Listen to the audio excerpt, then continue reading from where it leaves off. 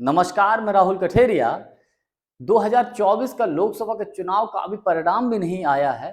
सभी चरणों के अभी वोट भी नहीं पड़े हैं। उससे पहले भारतीय जनता पार्टी ने एक सीट लोकसभा की जीत ली है और ये सीट जीती है गुजरात के सूरत की लोकसभा की सीट। और जिस तरीके से ये सीट जीती है बेहद आश्चर्यजनक है। मैं ये बोल सकता हूं सूरत की लोकसभा की सीट जिस प्रकार से भारतीय जनता पार्टी ने जीती है वो लोकतंत्र की हत्या है, लोकतंत्र पर काला धब्बा है। क्योंकि सूरत की लोकसभा की सीट को लेकर भारतीय जनता पार्टी के ऊपर सीधी सीधी उंगली उठ रही है। इसी पर मैं विस्तृत तरीके से चर्चा करूंगा, लेकिन उससे पहले हमारे चैनल को सब्सक्राइब जरूर कर लीजिए और घंटी के बटन को जरूर दबा दीजिए। देखिए, सूरत की लोकसभा की सीट पर क्या हुआ है कि पहले तो कांग्रेस पार्टी के प्रत्याशी का जो नामांकन है वो निरस्त हुआ है। और नामांकन निरस्त कैसे हुआ है कि कांग्रेस पार्टी के जो प्रत्याशी के जो प्रस्तावक थे वो सारे के सारे प्रस्तावक गए नामांकन अधिकारी जो होता है, जो चुनाव अधिकारी होता है, उसके सामने गए और उन्होंने ये बोल दिया कि साहब हमारा जो ये हस्ताक्षर है ना, ये हस्ताक्षर फर्जी है। यानी कि कैंडिडेट के कांग्रेस के कैंडिडेट के प्रस्तावकों ने स्वयं जाकर ये बोल दिया कि ये हस्ताक्षर फर्जी है।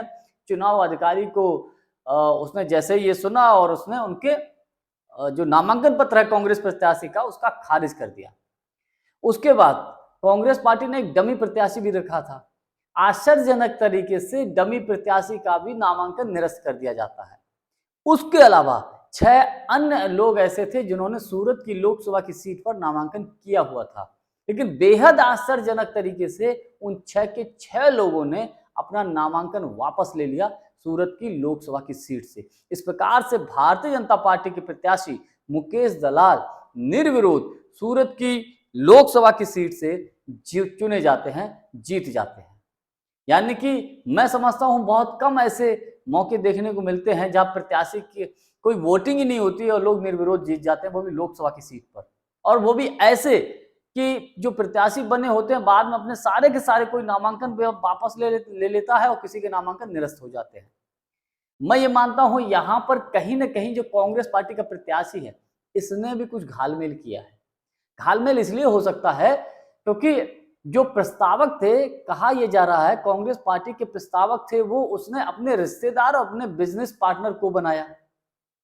तो ये बताइए, इतने बड़े पद पर कोई व्यक्ति जब चुनाव लड़ता है तो कांग्रेस पार्टी में कोई प्रस्तावक ही नहीं मिले थे, संगठन के लोग कोई ऐसे मिले ही नहीं थे जो प्रस्तावक बनाए जा सके, उसने क्यों अपने रिश्तेदारों को ही बनाया? तो ये भी शक के दायरे में है। लेकिन खैर, इतना तो हम लोग समझते ही हैं कि जिन 6 लोगों ने अपना नामांकन वापस लिया, जिस तरीके से कांग्रेस पार्टी के प्रस्तावकों ने कहा कि मेरे हस्ताक्षर फर्जी हैं, डमी प्रत्याशी का जो नामांकन खारिज किया गया कांग्रेस का, वो कोई ऐसे ही थोड़ी किया गया होगा। साम दाम दंड भेद हर नीति अपनाई गई होगी, तब कहीं जाकर भारतीय जनता पार्टी का सूरत की लोकसभा की सीट से प्रत्याशी निर्विरोध जीता है। तो इसीलिए मैं बोल रहा हूं ये लोकतंत्र के ऊपर काला धब्बा है।